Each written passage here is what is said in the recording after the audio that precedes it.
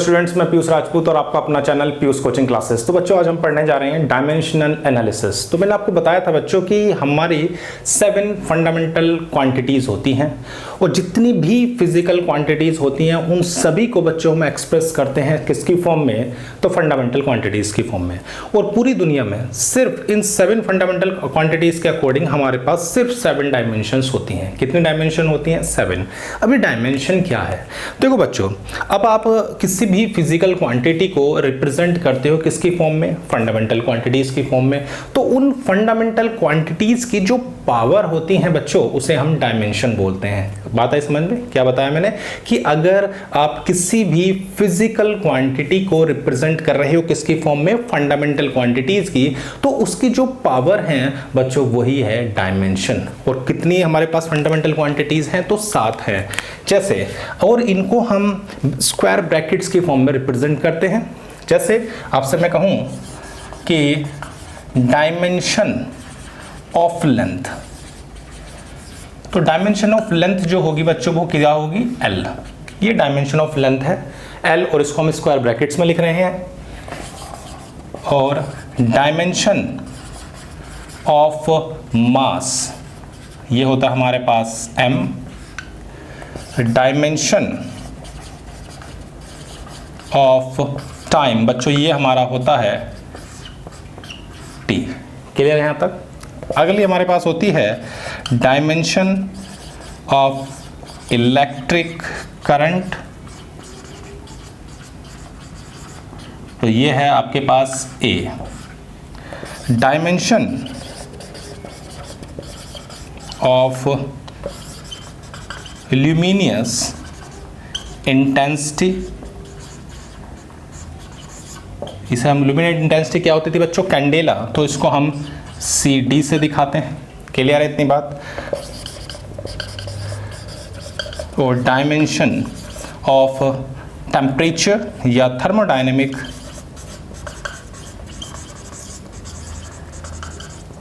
Temperature, इसकी होती है बच्चों K। क्लियर है इतनी बात? और लास्ट हमारे पास है dimension of amount of substance. Amount of substance क्या होता था बच्चों? मोल।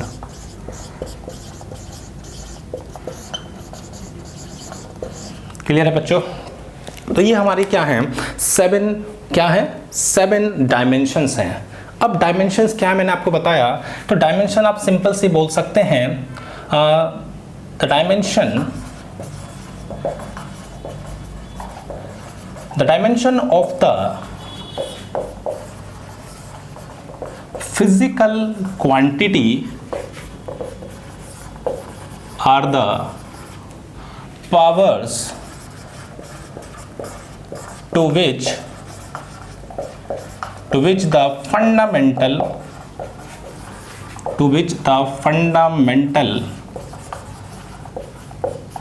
quantities must be raised to represent that quantity। Clear है बात इतनी? तो मैंने क्या बताया कि हमारे पास 7 फंडामेंटल क्या होती हैं? क्वांटिटी होती हैं, और जितनी भी हमारे पास टाइप की क्वांटिटी हैं वो सभी को हम किसकी फॉर्म में लिख रहे हैं? फंडामेंटल की। उन फंडामेंटल क्वांटिटी की जो पावर है बच्चों, उसको हम क्या बोल रहे हैं? डायमेंशन। जैसे मैं छोटा सा एग्जांपल लेता हूं, एरिया। तो एरिया क्या होता है बच्चों? तो एरिया होता है लेंथ इनटू ब्रेड्थ, यही तो होती है। यानी कि लेंथ की डायमेंशन क्या है? L, और इसकी भी क्या है? L। तो ये क्या हो गई? L square. क्लियर है? तो मैं इसको ऐसे लिख सकता हूं, M की पावर कितनी? 0, L की पावर कितनी? 2, और T की पावर 0। कोई दिक्कत तो नहीं, क्योंकि M और T है ही नहीं, तो उसको मैंने 0 लिख दिया। कोई दिक्कत तो नहीं। तो मैं लिखूंगा dimension of area are 0 in mass, 2 in length and 0 in time। Clear है बात इतनी? तो मैंने क्या बताया कि जो भी फिजिकल क्वांटिटी है उस फिजिकल क्वांटिटी को हम एक्सप्रेस किसकी फॉर्म में रिप्रेजेंट कर रहे हैं, तो फंडामेंटल क्वांटिटीज की, और जो भी उसकी पावर है बच्चों वही उसकी क्या है, डायमेंशन है। और हमारे पास 7 फंडामेंटल डायमेंशंस होती हैं इस दुनिया में। जितनी भी डायमेंशन है वो सिर्फ कितनी है, 7 हैं। और जितनी भी फिजिकल क्वांटिटी है उन सभी को हम इनकी फॉर्म में रिप्रेजेंट करते हैं। तो इतनी बात क्लियर हो गई। चलो भाई अब बच्चों हम देखते हैं डायमेंशनल फॉर्मूला क्या है। इतनी बात तो क्लियर है। चलो डायमेंशनल फॉर्मूला क्या है। देखो बच्चों जो एक्सप्रेशन है, यानी कि हम किसी भी फिजिकल क्वांटिटी को क्या कर रहे हैं, एक्सप्रेस यानी रिप्रेजेंट करते हैं किसकी फॉर्म में बच्चों, फंडामेंटल क्वांटिटी की। उस एक्सप्रेशन में कौन कौन सी फंडामेंटल क्वांटिटी आ रही हैं और उसकी वो किस किस तरह से उसको रिप्रेजेंट कर रही हैं, उस एक्सप्रेशन को बच्चों हम बोलते हैं क्या, डायमेंशनल फॉर्मूला। बताता हूँ क्या होता है, एक मिनट इसकी डेफिनेशन देख लेते हैं पहले। डायमेंशनल फॉर्मूला यह है क्या, तो सिंपल सा कह सकते हैं the expression which shows how and which of the fundamental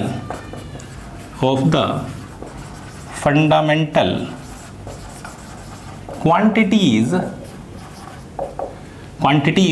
represent the dimension of physical quantity। Clear है? यानी कि वो एक्सप्रेशन, उस एक्सप्रेशन में कौन कौन सी आ रही हैं और कितनी आ रही हैं वो हमारी क्या कर रही हैं, उस एक्सप्रेशन को हम बच्चों क्या बोल रहे हैं, डायमेंशनल फॉर्मूला। जैसे एग्जांपल, जैसे मान लो आपके पास है डेंसिटी। क्या है, density. Density is equal to क्या होता है, mass upon volume. Mass upon volume. Clear है? मास को हम किससे दिखाते हैं, m से। और वॉल्यूम क्या होता है, L क्यूब, क्योंकि भाई वॉल्यूम क्या होता है, length into breadth into height, तो L क्यूब हो जाएगा। तो ये क्या आ गया, m L-3 ऐसा आ सकते हैं। तो मैं इसको ऐसे लिख सकता हूं क्या बच्चों, m L-3 T0। तो यही बच्चों हमारा क्या है, डायमेंशनल फॉर्मूला है। क्या है, डायमेंशनल फॉर्मूला। तो डायमेंशनल फॉर्मूला क्या हो गया, the expression which show how and which of the fundamental quantities represent the dimension of physical quantity. तो ये हमारा क्या आ गया, डायमेंशनल फॉर्मूला। क्लियर है इतनी बात, कोई दिक्कत तो नहीं। अब बच्चों हम आते हैं किस पर, डायमेंशनल इक्वेशन। तो डायमेंशनल इक्वेशन क्या है,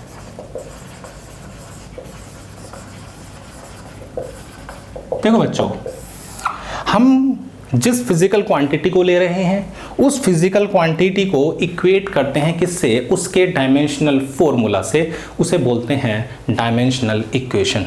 यानी कि the equation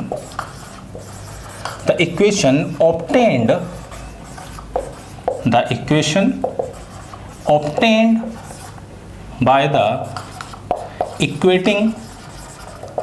equating physical quantity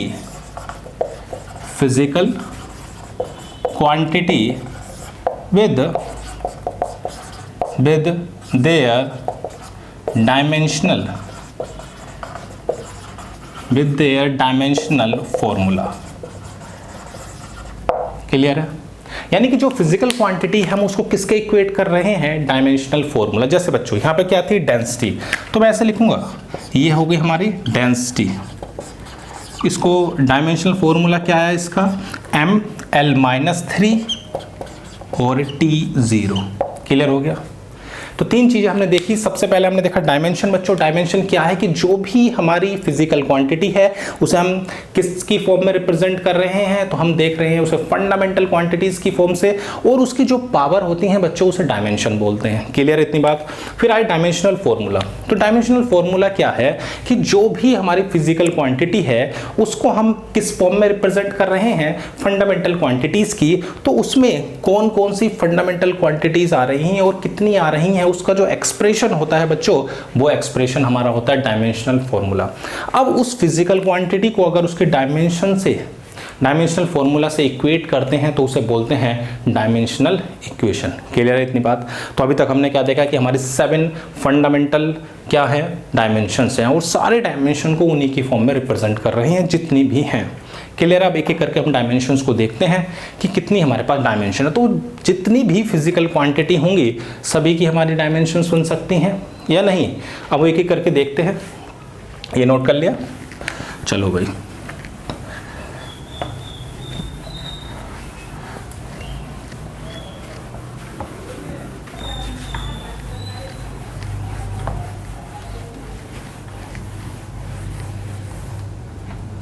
अब देखो बच्चों, अगर स्टार्ट करें तो सबसे पहले हमारी क्या आती है, लेंथ के बाद एरिया। ठीक है ना बच्चों, एरिया।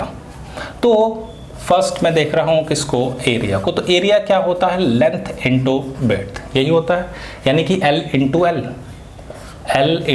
एल, यही होगा। तो इसका जो डायमेंशनल फॉर्मूला होगा बच्चों वो क्या हो जाएगा, तो डायमेंशनल फॉर्मूला हो गया बच्चों इसका m0 L² T0। कोई दिक्कत तो नहीं। और इसकी अगर मैं यूनिट की बात करता हूं तो यूनिट इसकी क्या होगी, मीटर स्क्वायर। कोई दिक्कत? चलो भाई आगे बढ़ते हैं। ऐसी बच्चों वॉल्यूम, तो वॉल्यूम क्या होता है, length into breadth into height. तीनों की डायमेंशन आपको पता है L इंटू एल होती है। तो इसको हम क्या लिख सकते हैं, L³ T0, और इसकी जो यूनिट होगी वो क्या हो जाएगी बच्चों, मीटर क्यूब। कोई दिक्कत तो नहीं। अब आती है बच्चों हमारे पास स्पीड या वेलोसिटी, दोनों की एक ही होती है।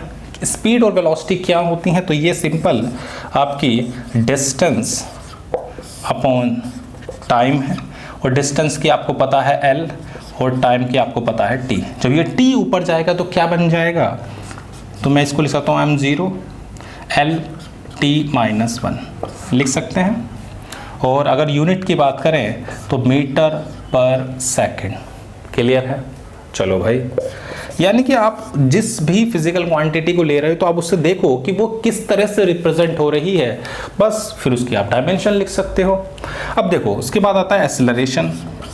एक्सेलरेशन क्या होता है, वेलोसिटी अपॉन टाइम।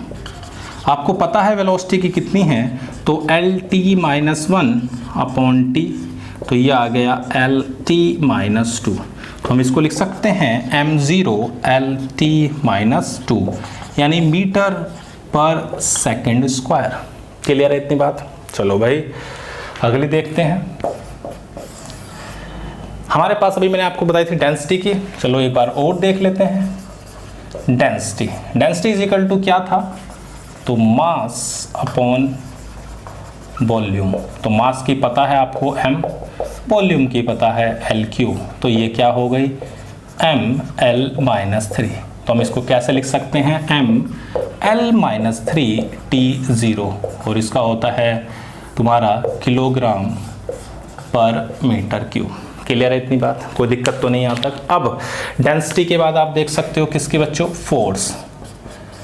तो फोर्स क्या होता है, मास इनटू एक्सेलरेशन होता है।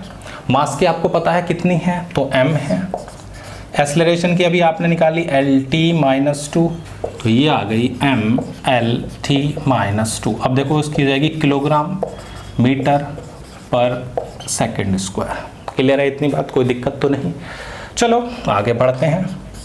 आपने लीनियर मोमेंटम पढ़ा था, लीनियर मोमेंटम क्या होता था, तो ये होता था मास इनटू वेलोसिटी।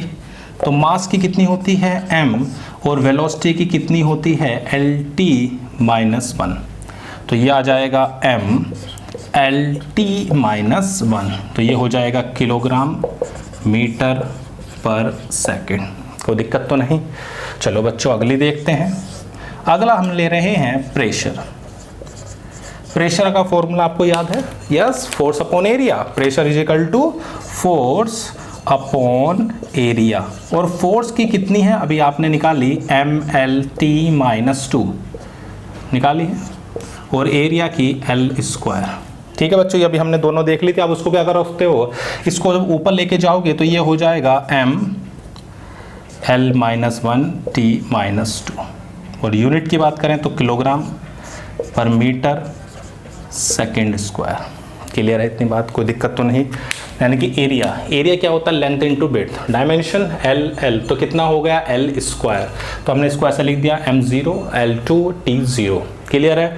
तो डायमेंशन क्या होती हैं, जो पावर होती हैं किसकी, फंडामेंटल क्वांटिटीज की, वो हमारे डायमेंशन है। और जो हम ये एक्सप्रेशन लिख रहे हैं बच्चों, ये हमारा डायमेंशनल फॉर्मूला है। क्लियर है इतनी बात, कोई दिक्कत तो नहीं। यहाँ तक आठों की आठों क्लियर है, फटाफट लिखो फिर नेक्स्ट देखते हैं। तो बच्चों अब देखते हैं किसकी, वर्क की। क्या होता है वर्क, तो वर्क सिंपल हमारा होता है फोर्स इनटू डिस्टेंस। ठीक है, अभी फोर्स की हमने निकाली थी बच्चों, कितनी आई थी, ml(t-2), और डिस्टेंस की आपको पता है l, तो कितनी हो गई है, तो ये हो गया ml2t-2। तो ये बच्चों हमारा डायमेंशनल फॉर्मूला हो गया। अगर इसकी यूनिट की बात करते हैं, ये आपका क्या हो गया, डायमेंशनल फॉर्मूला, और यूनिट देखो क्या हो जाएगी, किलोग्राम मीटर स्क्वायर पर सेकंड स्क्वायर। क्लियर है इतनी बात। अब देखो बच्चों, इसी से हम एनर्जी की निकाल सकते हैं। सिंपल एनर्जी क्या होती है, तो एनर्जी होती है work done. Energy work done ही तो है, तो जो वर्क की होगी वही हमारी एनर्जी की भी होगी, सेम डायमेंशन। क्लियर है। टॉर्क की बात करते हैं बच्चों, तो टॉर्क क्या होता है, force into perpendicular distance. Force into perpendicular distance, तो दोनों सेम ही है भाई, फोर्स वही है, डिस्टेंस की भी वही होगी, तो इसकी डायमेंशन भी आपकी सेम होगी, ml2t-2। क्लियर है। चलो भाई अब देखते हैं हम किसकी बच्चों, पावर। तो पावर क्या होती थी, रेट ऑफ वर्क डन, यानी कि वर्क अपॉन टाइम। क्लियर है। तो वर्क डन की कितनी है बच्चों, तो ml2t-2 अपॉन टी, तो ये आ जाएगा ml2t-3। यूनिट की बात करते हैं तो kilogram metre square second cube. Clear है इतनी बात। चलो भाई आगे बढ़ते हैं। देखो बच्चों, हमारे पास स्ट्रेस जो होती है वो होती है फोर्स अपॉन एरिया। स्ट्रेस क्या है, फोर्स अपॉन एरिया, बिल्कुल वैसे ही है जैसे अभी प्रेशर की आई थी। तो फोर्स होता है ml(t-2) और एरिया l स्क्वायर, तो ये आ जाएगा ml-1t-2। सेम प्रेशर जैसी ही है। क्लियर है इतनी बात। चलो भाई और देखते हैं। अगर बच्चों मैं बात करता हूँ एंगल की, तो देखो एंगल की क्या होती है, एंगल इज इक्वल टू क्या होता है, आर्क अपॉन रेडियस। तो देखो आर्क की कितनी होगी, सिंपल लेंथ, और रेडियस भी कितनी होगी, लेंथ। तो कैसी हो गई है, डायमेंशनलेस। क्या हो गया, डायमेंशनलेस। तो ये आपका डायमेंशनलेस। क्लियर है इतनी बात। चलो भाई अब देखो एंगल हो गया। अब आपके पास होती है angular velocity. Angular velocity simple होती है एंगल अपॉन टाइम। तो एंगल तो कैसी है, डायमेंशनलेस है, टाइम की आपको पता ही है t है, तो सिंपल हो जाएगा t-1, यानी कि आप लिख सकते हैं m0 l0 t-1। क्लियर है इतनी बात, कोई दिक्कत तो नहीं।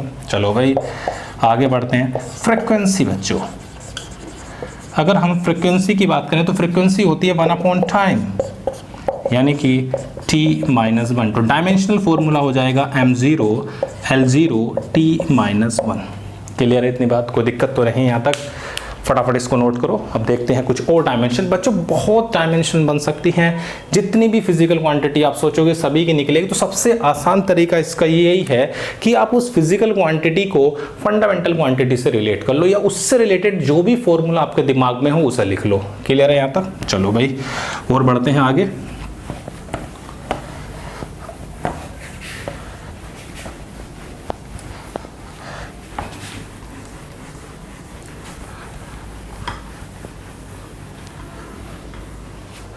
अब देखो बच्चों, हमारे पास आती है स्ट्रेन। स्ट्रेन क्या होती है? तो बच्चों स्ट्रेन हमारे पास होती है change in dimension upon original dimension. ये सब देखोगे आप क्लास 11th में, change in dimension upon original dimension. तो देखो दोनों की दोनों डायमेंशन है, किसकी आ रही है वो? चेंज इन डायमेंशन यानी कि लेंथ। अब देखो ऊपर भी लेंथ है, नीचे भी लेंथ है, ऊपर एरिया है तो नीचे भी एरिया है, ऊपर वॉल्यूम है तो नीचे भी वॉल्यूम है, यानी कि दोनों चीजें सेम है, तो क्या होगी? डायमेंशनलेस। ये सिंपल हो जाएगी, डायमेंशन लेस। क्लियर है इतनी बात? कोई दिक्कत तो नहीं? चलो बच्चों आगे बढ़ते हैं। अब देखो बच्चों, आपसे कोई पूछे करंट की, उसकी भी हम निकाल सकते हैं। करंट आपने फॉर्मूला पढ़ा होगा, I equal to Q upon T. I equal to Q upon T. तो करंट की निकल जाएगी सिंपल, I चार्ज की निकाल लेते हैं बच्चों। करंट की तो आपको पता ही है, चार्ज। तो Q इजिकल टू क्या आ गया बच्चों? I T. I की आपको पता है कितनी होती है? एम्पियर की A, और टाइम की T। तो ये हो जाएगा M0 L0 T1 A1। Clear है इतनी बात? कोई दिक्कत तो नहीं? या सिंपल यहाँ पर ये भी लिख दो, कोई दिक्कत वाली बात नहीं है। और यूनिट आपको पता ही है कितनी हो जाएगी इसकी, हमारे पास हो जाएगी इसकी कितनी होती है? Ampere into second. अब हमारे पास अगले पर आते हैं पोटेंशियल, इलेक्ट्रिक पोटेंशियल।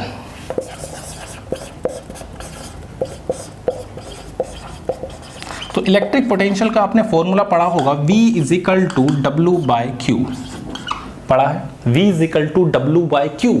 तो V equal to W by Q है, तो W की तो आपको पता ही है, M L square T minus 2, और Q की आपको पता है अभी AT।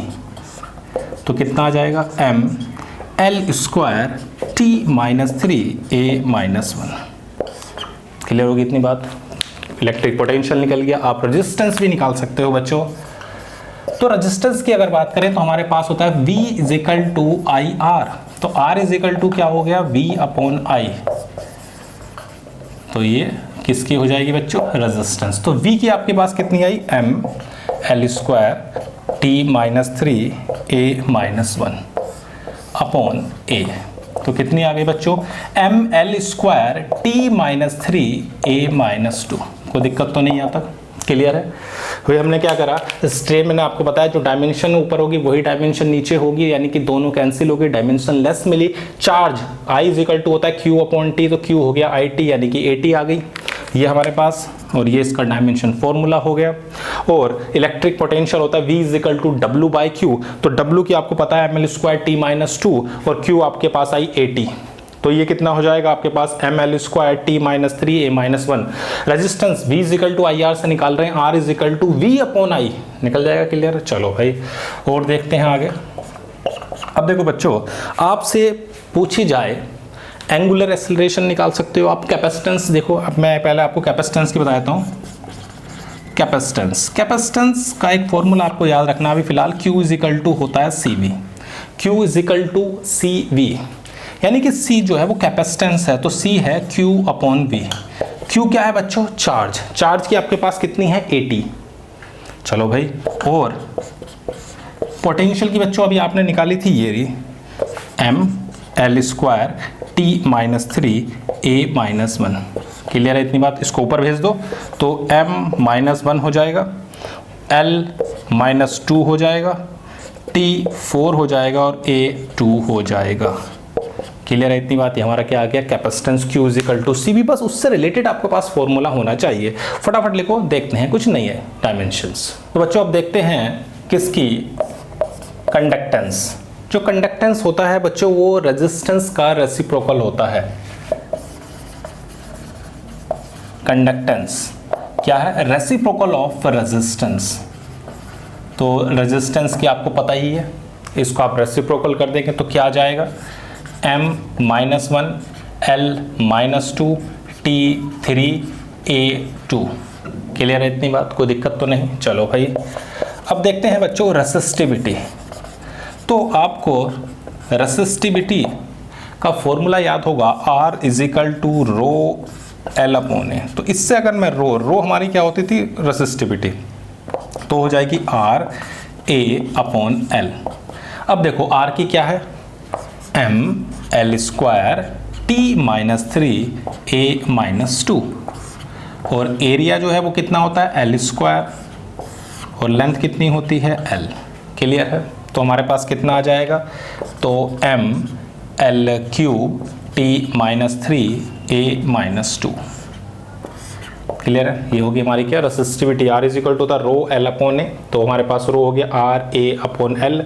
आर हमारे पास है M L square T minus 3 A minus 2, area की होती है एल स्क्वायर, और ये होगी एक एल से एल कैंसिल हो गया तो एल की क्यूब होगी, बाकी ये। क्लियर है इतनी बात?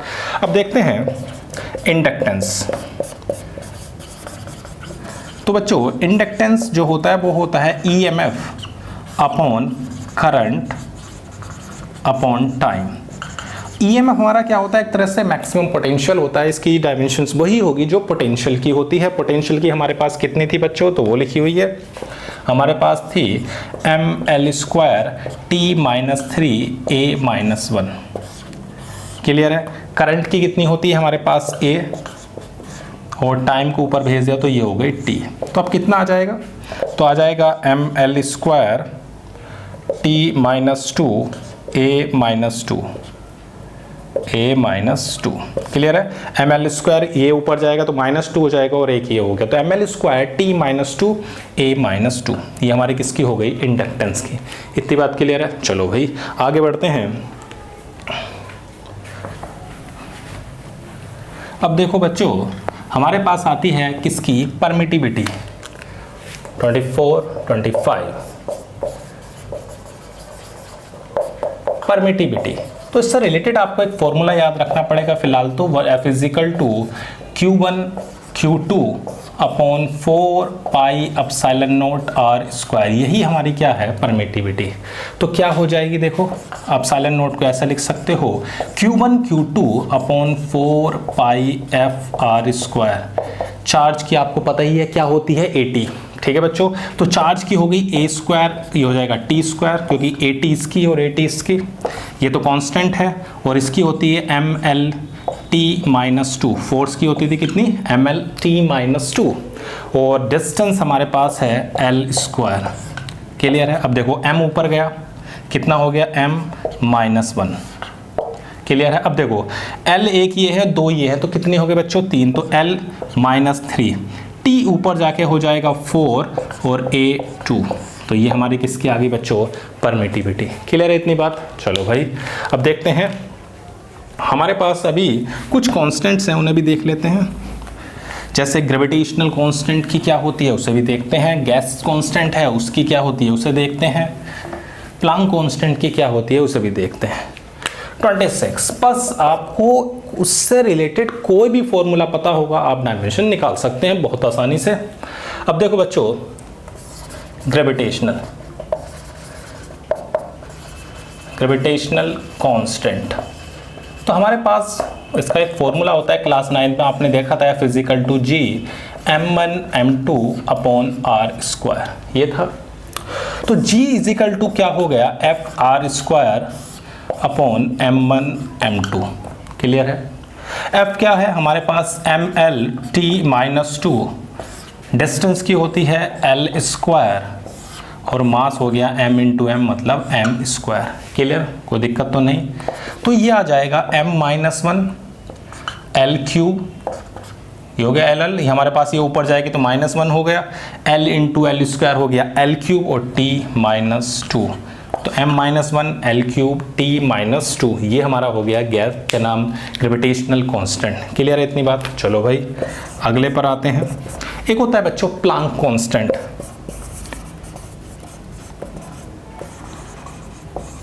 प्लांक कांस्टेंट होता है h, तो एक फॉर्मूला होता है E is equal to H nu. तो बच्चों ये जो h है ये प्लांक कांस्टेंट है, यहाँ पर E एनर्जी है और न्यू आपकी फ्रीक्वेंसी है। तो देखो एनर्जी की आपको पता है m l square t minus 2, और फ्रीक्वेंसी की होती है t माइनस 1। क्लियर है? इसको ऊपर लेके जाओ तो ml² t-1, कोई दिक्कत तो नहीं। चलो भाई और देखते हैं, बहुत सारी हो सकती हैं, आप बस निकालना सीख लो तो आपके हो जाएंगे। कहाँ तक याद रख पाओगे?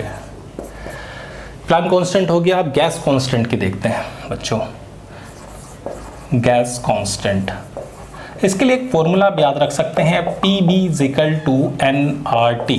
क्लियर है इतनी बात? PB हमारे पास R जो है वो गैस कांस्टेंट है, तो ये हो जाएगा PB/N/T। क्लियर? P जो है बच्चों प्रेशर, और प्रेशर की क्या होती थी? फोर्स अपॉन एरिया से आप निकाला था आपने। प्रेशर मैंने आपको बताया था कितना आया था, फोर्स अपॉन एरिया, और फोर्स की कितनी थी? mL/T-2 अपॉन L², तो ये आई थी mL-1 T-2। ठीक है बच्चों, तो यहाँ पे लिख सकते हो mL-1 T-2, और वॉल्यूम की क्या होती है? L3, और मोल की आपको पता ही है तो मोल ही रहेगी। ये टेम्परेचर है तो मैंने उसकी बताई थी आपको K, तो ये हो जाएगा mL² T-2 K-1 और मोल माइनस, तो ये किसकी होगी बच्चों? Gas constant. कोई दिक्कत वाली बात? फटाफट लिखो, देखते हैं कुछ नई डायमेंशंस। ऐसे ही बच्चों हमारे पास होता है बोल्ट्जमैन कांस्टेंट। बोल्ट्जमैन कांस्टेंट, इसको भी देख लेते हैं।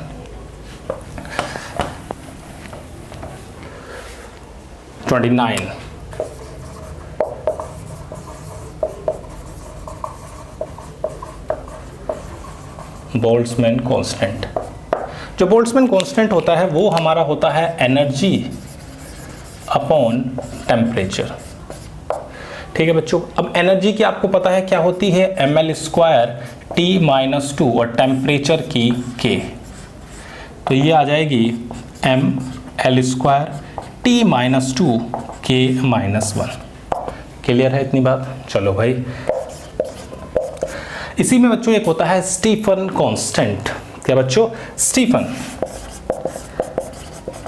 Stephen's constant. तो स्टीफन कांस्टेंट होता है हमारे पास energy upon area into time into temperature की पावर 4।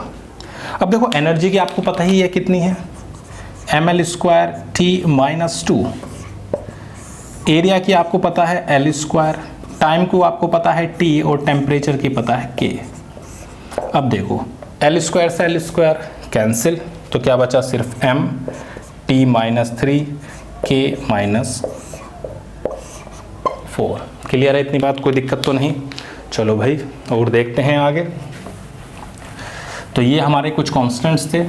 ऐसे ही बच्चों आप और भी डायमेंशन निकाल सकते हो, जैसे आप निकाल सकते हो किसकी? इलास्टिसिटी।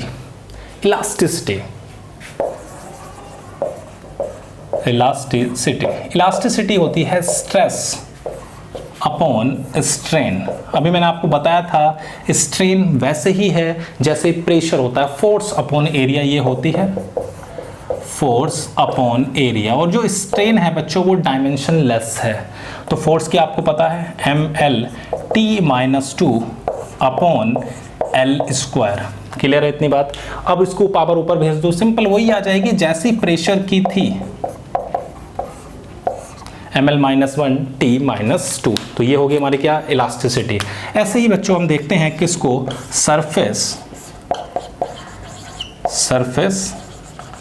टेंशन। सरफेस टेंशन हमारा क्या होता है? Force upon length.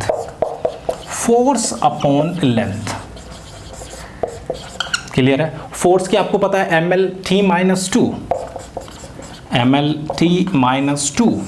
और लेंथ की आपको पता है L। ठीक है बच्चों, तो क्या आ जाएगा? m/T-2। क्लियर? कोई दिक्कत वाली बात तो नहीं? अब इसे चाहो तो ऐसे लिख सकते हो कि mL0T-2। ठीक है, और अगर इसकी यूनिट की बात करें तो ये क्या है? kg/s²। क्लियर इतनी बात? चलो भाई अब देखते हैं सरफेस टेंशन हमारे पास हो गया। सरफेस एनर्जी हमारे पास होती है कि वर्क डन पर यूनिट एरिया। सरफेस एनर्जी, ये होती है हमारे पास क्या, सिंपल वर्क डन पर यूनिट एरिया। आपको पता है इसकी क्या थी, ml² T-2 अपॉन एरिया की L², तो क्या आ गई MT-2, यही हो गया वर्क अपॉन एरिया, यानी ml² T-2 upon area L²। तो इन दोनों की बिल्कुल सेम होती है, इसकी ML0 T-2, यानी कि जो हमारी सरफेस टेंशन की है वही आपको सरफेस एनर्जी की नजर आएगी। क्लियर है इतनी बात? फटाफट लिखो, देखते हैं कुछ नई डायमेंशन। तो बच्चों आप हमारे देख रहे हैं solar constant. Solar constant, solar constant की हमारे पास होती है energy upon area into time. ये फॉर्मूला है एनर्जी का, आपको पता है क्या होती है, ml² T-2 और एरिया का होता है L² और टाइम का हो गया T, तो ये आ जाएगा ML0 T-3। क्लियर है इतनी बात? चलो भाई और देख लेते हैं 35, रिलेटिव डेंसिटी। तो रिलेटिव डेंसिटी क्या होती थी बच्चों, आपको याद होगा क्लास 9 में आपने फॉर्मूला पढ़ा होगा कि density of substance upon density of water at 4 degree centigrade. अब देखो ऊपर भी डेंसिटी है नीचे भी डेंसिटी है, तो इसका मतलब डायमेंशनलेस, यानी कि M0 L0 T0, यही तो होगी, कोई दिक्कत तो नहीं, डायमेंशनलेस। क्लियर है इतनी बात? चलो भाई और देखते हैं 36, रिलेटिव डेंसिटी आपकी होगी मोमेंट ऑफ इनर्शिया, और देख लेते हैं मोमेंट ऑफ इनर्शिया। तो मोमेंट ऑफ इनर्शिया का एक फॉर्मूला होता है बच्चों आपका कि मास इनटू डिस्टेंस का स्क्वायर। ठीक है, मास की आपको पता है कितनी होती है m, और डिस्टेंस की होती है L²। तो हमारे पास क्या आ गया, तो ML2 T0, कोई दिक्कत, कितना आ गया ML2 T0। क्लियर है इतनी बात? चलो भाई और देखते हैं, बहुत हो सकती है बच्चों, मैं तो बस आपको जो इंपॉर्टेंट है वो बता रहा हूं, जो आपको याद रखनी है, बाकी आप फॉर्मूले की मदद से भी निकाल सकते हैं। ठीक है बच्चों, अब देखो हमारे पास होती है हीट।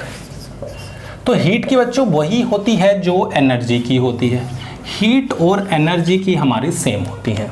क्लियर है इतनी बात? तो अभी पता है आपको एनर्जी की क्या थी, तो ML² T-2, ये हमारा डायमेंशनल फॉर्मूला हो गया। क्लियर है इतनी बात? चलो अब इसी में एक आती है लेटेंट हीट। लेटेंट हीट, तो लेटेंट हीट का एक फॉर्मूला आपका आता है Q = ml। तो L जो है बच्चों वो हमारी लेटेंट हीट है, तो L हो गया Q/m, और Q आपको पता ही है ML² T-2, और मास की हो गई m, तो ये आ जाएगा L² T-2, और डायमेंशन फॉर्मूला हो गया M0 L2 T-2। क्लियर है इतनी बात? कोई दिक्कत वाली बात? चलो भाई और देखते हैं, जैसे एक और होती है स्पेसिफिक हीट। स्पेसिफिक हीट एक फॉर्मूला होता है Q = mc∆T, जो S है वो हमारे पास स्पेसिफिक हीट है।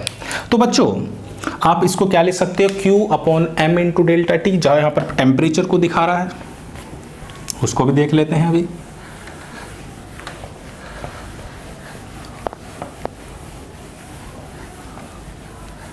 ठीक है बच्चों, यहाँ तक कोई दिक्कत तो नहीं? तो हमारे पास स्पेसिफिक हीट आ गई Q/m ∆T। Q की कितनी है बच्चों, ML² T-2, इसकी कितनी है m, टेम्परेचर की कितनी है K। क्लियर है? तो m से तो m कैंसिल हो गया, तो M0 L2 T-2 K-1, तो ये हमारा डायमेंशनल फॉर्मूला हो गया। क्लियर है इतनी बात? चलो भाई और देखते हैं, जैसे आपको निकालनी है मैग्नेटिक फील्ड, आप इसकी भी निकाल सकते हैं, और इसका एक फॉर्मूला आप याद रखेंगे, F = होता है QVB sin थीटा। ध्यान रखना जितने भी ट्रिग्नोमेट्रिक रेशियो होते हैं वो सभी डायमेंशन लेस होते हैं बच्चों। ये क्या होता है, डायमेंशन लेस, ये सब डायमेंशन लेस है, इसकी कोई डायमेंशन नहीं होती। अब देखो आपको निकालनी है इसकी मैग्नेटिक फील्ड की, तो F अपॉन फोर्स की आपको पता है क्या होती थी बच्चों, MLT-2, MLT-2। चार्ज की पता है बिल्कुल AT, वेलोसिटी की LT-1, हाँ है ना। अब देखो M, ये M है, ये M है भाई, L से तो L कैंसिल हो गया, इस वाले T से ये वाला T भी कैंसिल हो गया, तो ML 0 हो गया, T-2 हो गया और A-1। क्लियर है ना भाई। देखो L था, ये L कैंसिल हो गया, T-1 से ये वाला T कैंसिल हो गया, तो T-2 बचा और ये ऊपर जाकर ये हो गया। क्लियर है इतनी बात। चलो भाई, ऐसे ही हम इलेक्ट्रिक फील्ड भी निकाल सकते हैं, उसकी भी देख लेते हैं एक बार। बहुत हो गई हैं वैसे तो, 2-4 और देख लेते हैं। इलेक्ट्रिक फील्ड 41, तो भाई हमारे पास एक फॉर्मूला होता है बच्चों इलेक्ट्रिक फील्ड के लिए, V = ED और E = आ जाएगा V/D। क्लियर है। अब देखो पोटेंशियल की आपको मैंने बताई थी, मैं फिर से बता दे रहा हूं। हमारे पास V = था W/Q और W क्या था, ML² T-2 और ये था AT, तो इसकी क्या हो जाएगी ML² T-3 A-1 और डिस्टेंस की होती है L, तो ये आ जाएगा ML T-3 A-1। तो ये किसकी होगी बच्चों, इलेक्ट्रिक फील्ड। कोई दिक्कत वाली बात। चलो भाई और देखते हैं। Coefficient of viscosity, coefficient of viscosity, इसे ईटा से डिनोट करते हैं और ये होती है force into distance upon area into velocity. ठीक है बच्चों, ये फॉर्मूला आप याद रखेंगे, force into distance upon area into velocity. और फटाफट फोर्स की डायमेंशन लिख दो, डिस्टेंस के लिख दो, एरिया के लिख दो, वेलोसिटी के लिख दो।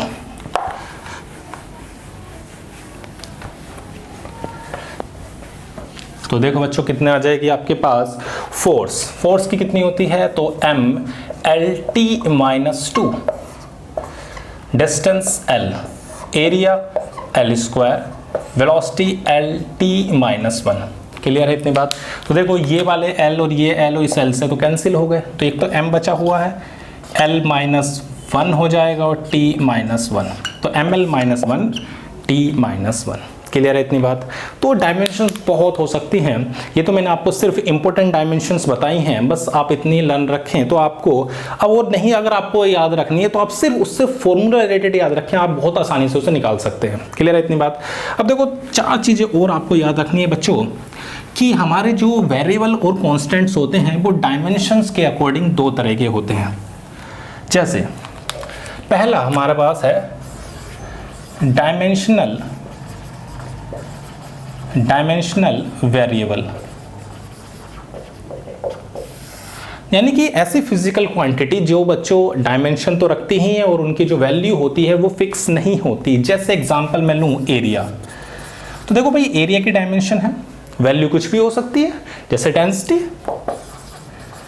जैसे फोर्स, ऐसे बहुत सारी हो सकती है जिनकी वैल्यू कोई फिक्स नहीं है। भाई 10 न्यूटन का फोर्स भी हो सकता है, 20 न्यूटन का हो सकता है, लेकिन उनकी डायमेंशन है। क्लियर है इतनी बात। अब दूसरी चीज होती है dimension less variable,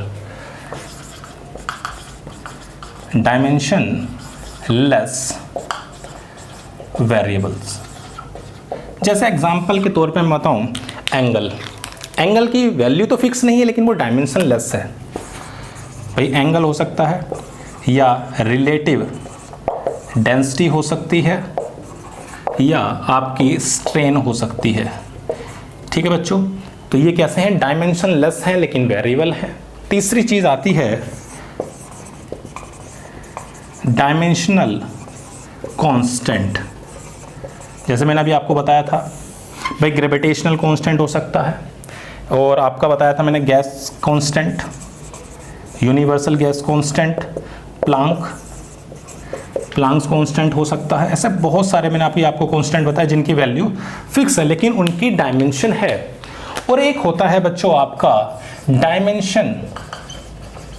dimension less constant.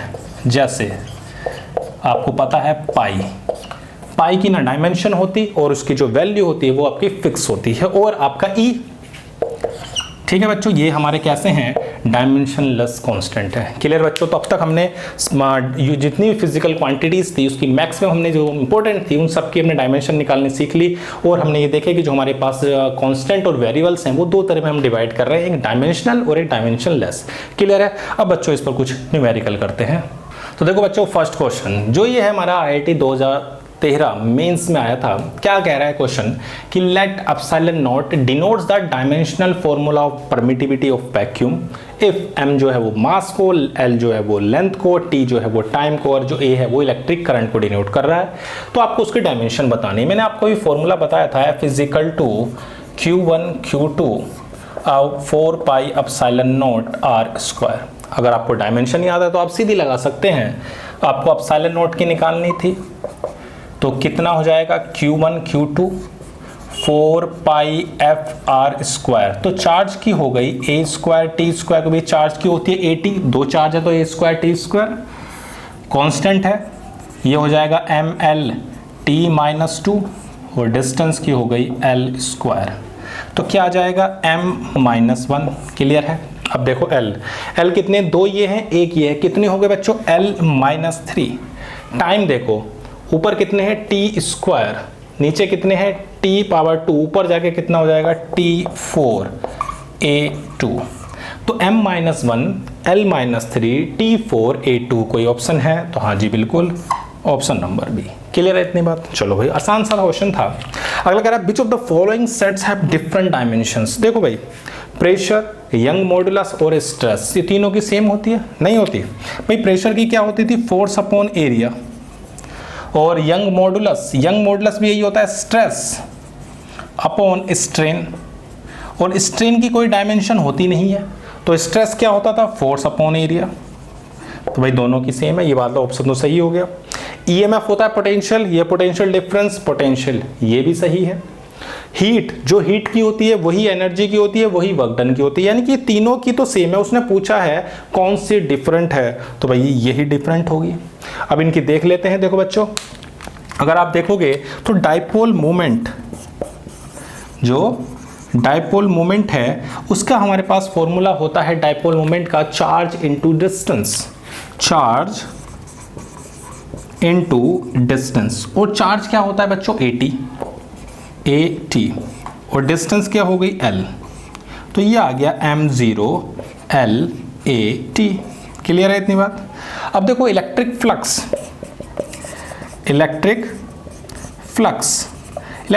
Simple होता है इलेक्ट्रिक फील्ड इनटू एरिया, है ना। और इलेक्ट्रिक फील्ड मैंने आपको निकालना सिखाया था अभी, V = ED से। तो इसकी डायमेंशन और इसकी डायमेंशन क्या होगी, डिफर होगी। नहीं तो देखो इलेक्ट्रिक फील्ड और इलेक्ट्रिक फील्ड इनटू एरिया की डायमेंशन तो अलग ही है, या नहीं? तो ये जो सेट आपको नजर आ रहा है इसमें इन तीनों की डायमेंशन डिफर है। क्लियर है इतनी बात? फटाफट नोट करें, देखते हैं नेक्स्ट क्वेश्चन। तो बच्चों क्वेश्चन नंबर 3 क्या हमें एक रिलेशंस गिवन है, P = α/β e⁻⁴ अब देखो बच्चों, एक बात का आपको ध्यान रखना है कि जो भी ये पावर में नजर आ रहा है ये हमारा डायमेंशनलेस होता है। क्या होता है, डायमेंशनलेस। अब खुद सोचो, अगर ये डायमेंशनलेस तभी होगा जब ऊपर की पावर और ऊपर की डायमेंशन और नीचे की डायमेंशन सेम होगी, हाँ या ना भाई। ये चीज जो है आपकी α/z/k जो है वो क्या होनी चाहिए, डायमेंशन लेस। वो तभी हो सकती है जब ऊपर और नीचे की डायमेंशन बराबर हो, यानी α/z की वही हो जो k की हो। कोई दिक्कत तो नहीं है। अब यहाँ से आप अल्फा की वैल्यू निकाल सकते हो, तो आएगी k⁻/z। और ये क्या है, प्रेशर। बच्चों जो इसकी डायमेंशन होगी वो इसी की डायमेंशन होगी। भाई दोनों तरफ बराबर ही तो होते हैं। भाई जो डायमेंशन प्रेशर की होगी, ये तो डायमेंशन लेस हो गया, इसे तो हटा दो। तो जो डायमेंशन इसकी है वही डायमेंशन किसकी है, इसकी। और ये कौन है, प्रेशर। तो α/β की डायमेंशन वही होगी बच्चों जो प्रेशर की होगी। अब चाहो तो अल्फा की आप वैल्यू रख सकते हो, तो हमारे पास बीटा आ जाएगा α/p, और अल्फा क्या है बच्चों, k⁻/z P। तो इन दोनों की डायमेंशन को आपको लिखना है। K क्या है? हमारा बोल्ट्जमैन कांस्टेंट। मैंने बताया था K जो होता है वो हमारा बोल्ट्जमैन कांस्टेंट है और वो होता है एनर्जी अपॉन टेम्परेचर। क्या होता है? Energy upon temperature. और थीटा भी आपका टेम्परेचर है, क्लियर है। और Z क्या है बच्चों? डिस्टेंस। और प्रेशर क्या होता है? Force upon area. Force upon area. तो देखो टेम्परेचर वाला तो कैंसिल हो गया। अब एनर्जी, एनर्जी क्या होती थी? वही होती है एनर्जी की क्या? ml स्क्वायर T-2, हाँ या ना। डिस्टेंस हो गई L, फोर्स की हो गई ml-T-2 और ये हो गई L स्क्वायर। क्लियर है। तो ये कैंसिल हो गया, m से m भी चला गया और T-2 भी चला गया। क्या बचा? सिर्फ L स्क्वायर। तो m0 L स्क्वायर T0। तो ऐसा कौन सा ऑप्शन नजर आ रहा है? ए। क्लियर है बात। तो आपको क्या दिमाग में रखना है सबसे पहले कि ई की पावर में जो भी है आपका वो आपका डायमेंशन लेस होगा। वो तभी हो सकता है जब ऊपर और नीचे की डायमेंशन बराबर हो, दोनों के डायमेंशन क्या हो? बराबर। तो यहाँ से अल्फा निकाला। अब ये तो डायमेंशन लेस है, जो इसकी डायमेंशन होगी वो इसी की होगी। तो ये क्या है? प्रेशर। तो इस पूरे की भी क्या होगी बच्चों? प्रेशर। मैंने इक्वेट कर दिया और वहां से वैल्यू निकाल दी। कोई दिक्कत तो नहीं। चलो भाई आगे बढ़ते हैं। क्या कह रहा है? तो डायमेंशन ऑफ दिस, अगर आपको परमिटिविटी और इलेक्ट्रिक फील्ड की डायमेंशन पता है तो आप रख दो, नहीं पता है तो उससे रिलेटेड फॉर्मूले का यूज आप कर सकते हो। मैंने आपको फॉर्मूला भी बताए थे, उन्हीं फॉर्मूले से मैं आपको ये निकाल के दिखा रहा हूं। ये IIT 2004 का क्वेश्चन है। चलो भाई इसे भी देख लेते हैं क्या कहता है ये। तो आप उससे रिलेटेड फॉर्मूला लिख लीजिए। अब हमारे पास है 1/2 एप्सिलॉन नॉट ई स्क्वायर। देखो भाई 1/2 epsilon not E square. Epsilon not का ही फॉर्मूला आया था F = Q1 Q2 upon 4 pi epsilon not R square आया था। चलो भाई एप्सिलॉन नॉट को क्या लिख सकते हो? Q1 Q2 4 पाई F R स्क्वायर। तो लिख दो हाफ Q1 Q2 4 पाई F R square. Electric field हमने फॉर्मूला लिखा था V = ED लिखा था। और V का क्या फॉर्मूला था? V था W/Q = ED। तो E की जगह आप लिख सकते हो वर्क डन अपॉन चार्ज यानी कि Q इंटू डिस्टेंस लिख सकते हो। तो भाई यहाँ लिख दो। तो यहाँ क्या हो जाएगा? यहाँ हो गया वर्क चार्ज और डिस्टेंस का स्क्वायर। अब देखो अब डायमेंशन लिखते हैं। भाई कांस्टेंट को तो हटा दो, ये कौन है? चार्ज। ये कौन है? चार्ज। स्क्वायर है, कैंसिल हो गया। अब बचा क्या? ऊपर है वर्क डन। वर्क डन की क्या होती है? ml स्क्वायर T-2 का स्क्वायर। कोई दिक्कत तो नहीं। इसका क्या है बच्चों? स्क्वायर। ओके। कांस्टेंट है फोर्स की होती है ml T-2। ये क्या है? डिस्टेंस यानी कि L स्क्वायर। ये क्या है? डिस्टेंस यानी कि L और इसका स्क्वायर है तो L स्क्वायर। क्लियर है। चलो भाई पावर बढ़ाते हैं। m square L4 T-4। नीचे क्या है? तो m और ये हो जाएगा आपके पास कितने हो गए बच्चों? ये होगा 2 और 2 4 और ये होगा पूरी 5 और T-2। अब देखो एक m से m कैंसिल तो बचा m L-1 और T की तो खत्म ही होगी। T तो बचे नहीं, ऊपर 4 थे बच्चों। ये 2 पावर हो गई थी 4 तो T-2 ये आ गया। क्लियर है इतनी बात? तो क्या करा हमने? इन दोनों के फॉर्मूले लिख लिए, जो भी फॉर्मूले थे उससे रिलेटेड हमने फॉर्मूले लिखे, फिर डायमेंशन लिख दी। वर्क डन की होती है ml स्क्वायर T-2, उसका स्क्वायर था तो हो जाएगा m स्क्वायर L4 T-4। ये चार्ज था, ये भी चार्ज था, कैंसिल हो गया। फोर्स की होती है ml T-2, डिस्टेंस होगी L स्क्वायर और इस डिस्टेंस का भी स्क्वायर था तो L स्क्वायर। अब हमारे पास कोई ऑप्शन है ml-1 T-2। हाँ तो बच्चों ऑप्शन नंबर सी। क्लियर है इतनी बात? अगर आपको डायमेंशन याद नहीं है तो कोई दिक्कत वाली बात नहीं है, आपको फॉर्मूला याद है तो आप उससे काम चला सकते हैं। और डायमेंशन याद है तो फिर तो कोई दिक्कत ही नहीं, आप सीधी डायमेंशन लिखो और आपका क्वेश्चन हो जाएगा। क्लियर है इतनी बात? चलो भाई देखते हैं नेक्स्ट क्वेश्चन। तो बच्चों फिफ्थ क्वेश्चन क्या कह रहा है? Taking velocity, time and force as the fundamental quantities and find the dimension of mass. अब हमें इन तीनों को एज ए फंडामेंटल क्वांटिटीज लेना है। क्लियर है इतनी बात? तो देखो भाई फोर्स आपका क्या होता है? सॉल्यूशन क्वेश्चन नंबर 5 का देख रहे हैं हम। फोर्स हमारे पास है मास इनटू एक्सेलरेशन, यही होता है।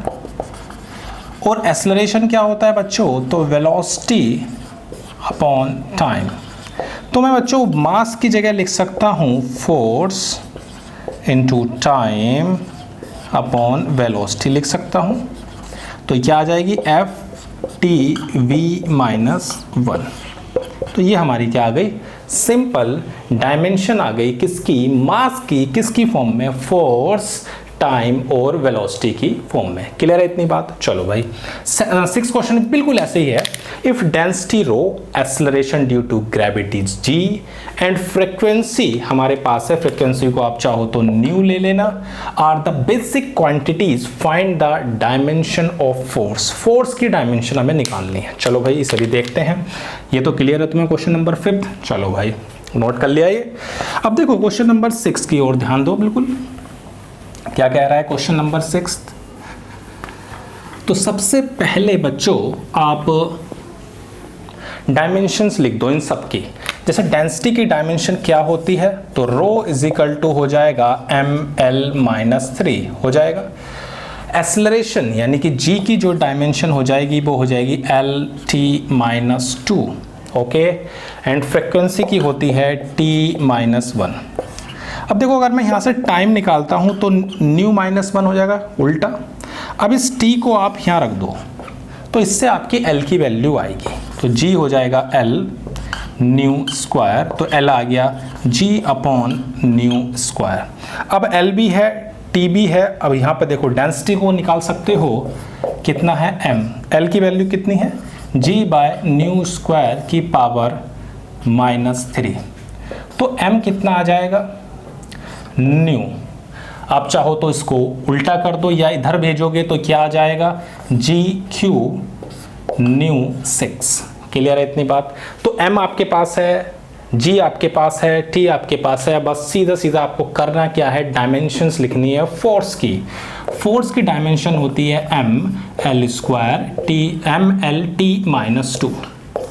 m कितना आ गया? रो GQ⁻⁻6 हमारे पास m है।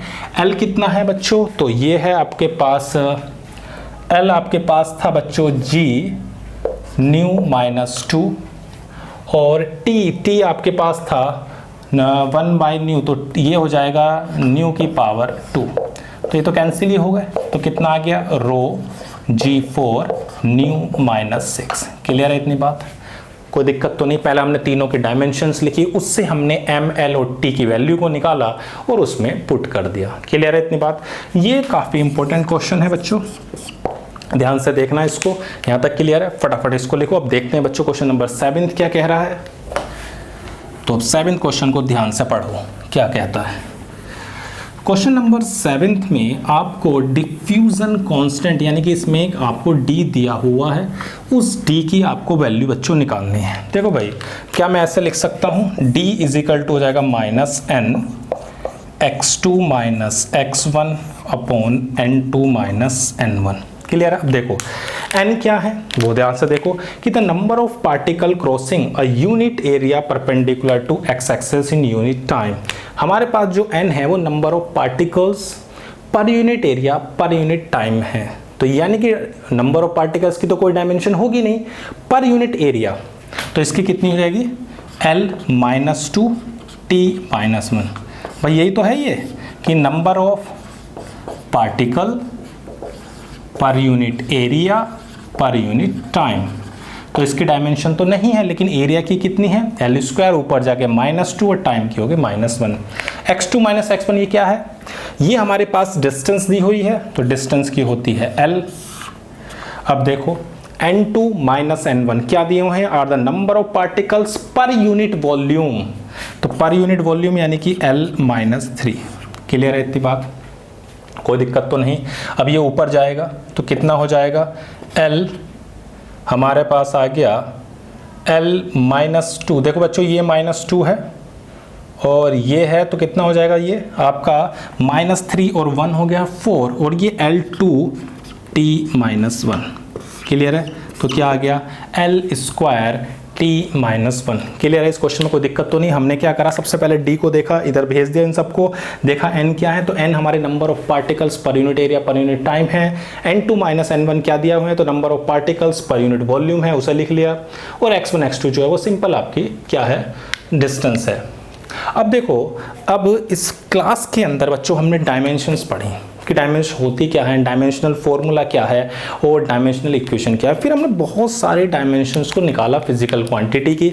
आपको अगर वो लर्न नहीं है तो आप क्या कर सकते हैं, उनके रिलेटेड फॉर्मूले याद कर सकते हैं, और फिर हमने कुछ क्वेश्चंस किए। अब आपको मैं 2 DPP दे रहा हूँ, आप उनको ट्राई करना, और नहीं होते हैं तो मैं उसके लिए आपको एक वीडियो प्रोवाइड कर दूंगा, आप फिर उससे देखना कि आपकी क्या गलती रह गई है, उन गलतियों को सुधारना। तो बच्चों इस क्लास में सिर्फ इतना ही। Thank you.